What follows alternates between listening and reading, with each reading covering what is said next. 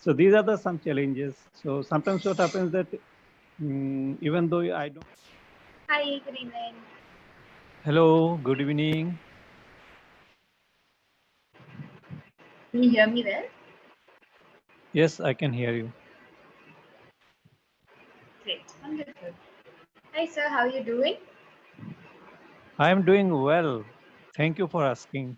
And what about you? How are you doing? I am doing equally well, thank you for asking. And so, my name is Raisha, and I hail from Patna, Bihar.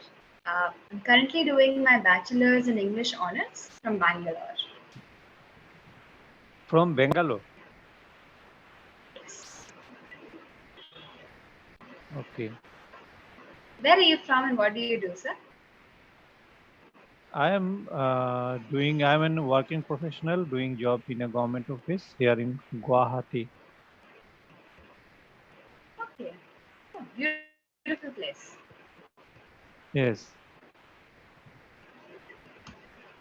Great. And what brought you to Clappingo, and what keeps you going for like so many sessions now? Actually, I want to practice here on this platform. Initially, I just wanted to learn how to speak English. So I think now I can speak a little, but I want to practice.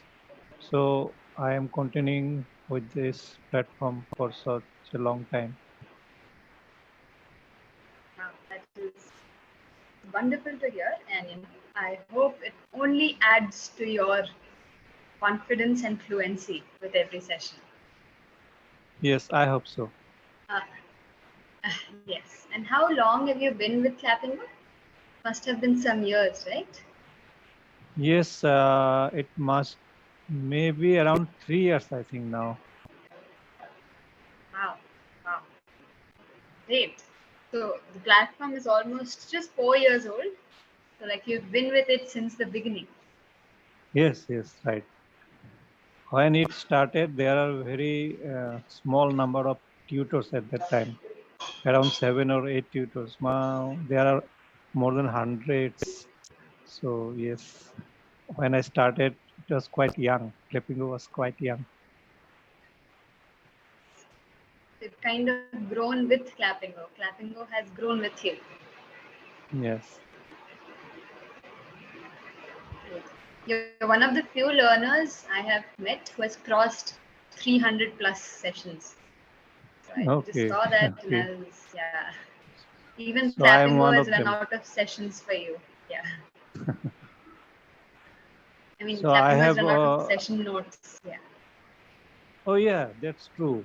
Because after maybe 70 or 80 sessions, I have not received more uh, clipping the session notes. Yes. Yes. You were saying something. Yeah. Yes. You were saying something. I think I cut you in between. Sorry for that. No, I was just telling you that after taking sessions around 80 or 90, I think, when I did not receive any session notes after that. So for so many sessions, I am doing without any session notes. Yes. I think, I mean, this is also kind of the best way to do about it because then we can pick our own topics and talk on things we like without the foundations of, the notes. Yes. Yes. So, Right. so what would you like to talk on today, sir? Anything. It can be about your own journey, it can be about your work, anything that you say. Okay, we can talk on anything. You just come up with a topic, then I will try to speak on that. Okay. For starters, because I'm curious, tell me what is your job? What is your job requirement? Like, what do you do? Okay, so I am doing job in a supervisory level, you can say. Though the job is like say there are many employees that work under me, and there are some senior officers who work above my. So I have I get this job, this filing work actually. So when these files comes to me, I have to uh, take a look at the files and see the notes and then decide. I have to decide what to write on those notes, the right or wrong, or how can I give a decision with taking into all the rules and regulations. Then I send the files to my um, next higher authority, and then it is his or her turn to decide on this. And finally, when it comes out, then we implement. So generally, the things that I am doing now, it is in administration. So there are so many people working in our office. We have to maintain their service book, the records, everything. Then when it comes to giving promotion to some of the officials, then we have to prepare all the documents and have to see their performance, whether they are eligible to get promotion, and if they are eligible, whether their performance report is enough to say that they are efficient. And then only there would be a committee. The committee will be constituted according to the recruitment rules, and mostly there are three officers, higher level officers, with whom this committee are constituted, and then all the records are checked by the committee members, and then they decide whether these officers or officials would get promotion or not. So these are the some things, and even sometimes if somebody does something wrong, then it comes to impose penalty on them. So both things have to be done by us. So reward and punishment both are done according to the um, conduct of the officers or officials. So these are the main thing that we do. Okay, it sounds sort of like an auditor's work, except on ground you check it on the papers, right? Yes. Great. And what when you were telling me about promotion or demotion, what is the eligibility criteria? Like what qualifications you look for, and then you give promotion. It depends on the post. Suppose to which post one is getting promotion. So it differs from post to post. So according to the recruitment rule relates to that particular post, so we have to follow. Suppose the recruitment rule says that one has to perform minimum 5 years service in that the lower post, and after that he becomes eligible. Then we have to see the performance report and other eligibility criteria, and if that particular person fulfill all this criteria, and again provided there is a vacancy.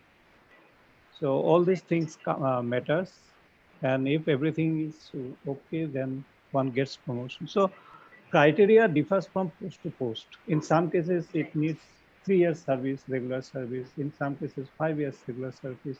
So it differs from post to post. Okay, but then the major criteria is duration of service, is it? No, I would not say that this is the major criteria. There are other criteria as well.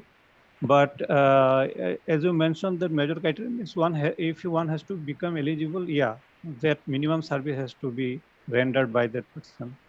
Then comes the major criteria. When you says about criteria, it's a major criteria. But when we have to decide whether this person is maybe given promotion, then it depends on the performance report. Mainly the performance report. If the performance report is good enough, then only they may be given promotion to the higher post. Okay, great. And what are the challenges of your job? Because I can see some already. Because if this falls in your domain, then people have their own biases and people have their own beliefs. So Yeah, does there are this so many challenge you? challenges. Yes, yeah. There are so many challenges. Particularly one thing that I am facing right now because of the shortage of staff. So nowadays, what happens that in government office there are very less number of recruitments is being made. So what happens that the old employees are getting retired. Every month there are 2 or 3 employees are retiring now. In their place, we are not getting replacement because of not because of lack of recruitment. Then what happens with the minimum? Suppose earlier you had, say for example, 10 people in a particular section, and you were getting your work done with that 10 people. Now we have only 4 or 5 people, and you have to manage the same amount of work with the less number of people. So that becomes very challenging. And other thing that there is always some demands from the officials. So they would come to you, and if there is something that they want, they would always come and request you. And what happens that even if you want to uh, meet their demand, but there is something that you cannot do. So sometimes it becomes very frustrating also. You want, but you cannot do. Eh, so these are the some challenges. So sometimes what happens that even though I don't want, but I have to lose some relationship. There becomes sour when things are not going well the way that they want. If it is not going their way, then it affects the relationship also. So it does happen. It's the Yes. way of life. So we have to accept it also. Yeah, it is like, with great responsibility comes great challenges also. Yeah. And every time there is some demand. Suppose somebody will come with their medical bill. So they will say, I have not received my medical reimbursement of my medical bill. Somebody will come that my son's or daughter's educational bill has not been reimbursed. Always there is somebody or someone would come to you. And so sometimes it becomes very irritating also. And But are these valid requests? Like, is this really happening that they didn't receive it, or like by mistake, or they're trying to no, redo it? no. Request is valid. Means what happens, as I already mentioned you, there are Okay. less number of officers or officials, so it gets delayed actually. So they expect, say, suppose they have submitted their bills today, they expect it at least within 1 month. So sometimes it so happen that it goes beyond month. So their demand is also legal, but as I told you, Mm. It even though takes you time. want, you cannot. Yeah.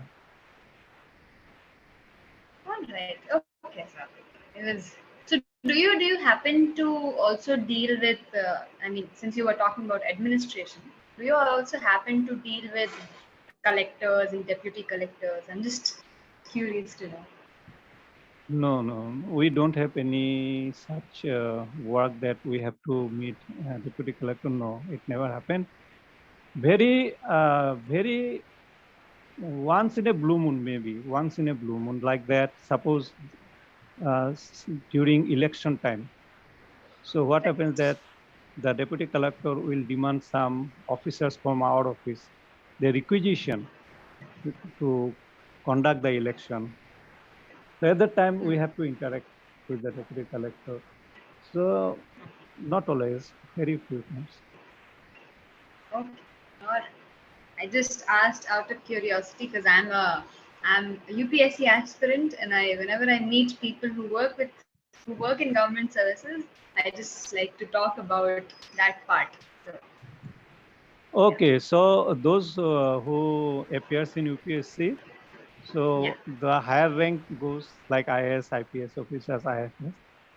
I think fourth or fifth rank officers in the rank, they not sorry, not the particular individual rank. I'm not talking about the individual Yeah. rank, Yeah. but the hierarchy in The the grades. like. Yeah. Yeah. So I think our department comes in fifth or sixth. I think I am not sure. It is Indian Audit and Accounts Department. So Okay. they who are ranked like 400 plus, 440, 50, they join our office Right. as Deputy Accountant General. Oh, great. I will read more on this. This is something new I have learned today. And okay, focusing on our spoken English, I think most of the part, most backbone elements like your grammar, your vocabulary, the use of once in a blue moon, all of that is very commendable. You really have, I feel like you've come a very long way, and you're doing quite well on all these aspects. Just a few sentences here and there. I wanted to just mark them Hmm. out and tell you. I want you to pronounce this word. I will write in the chat box. Okay, and since we have less time, I'll just quickly do it. Can you please pronounce this for me? Perform. Perform. Okay. So what was happening in the sentence was you were saying par. The par sound was coming. Par form, Yeah. right? And I can understand that this is a mother tongue influence from Bengali, I guess. Right. Yeah. Yes. So because ER is there, PER, we'll say per, right? Yeah. And not Yeah. par. For par, it will be PAR. So Okay. here it is perform.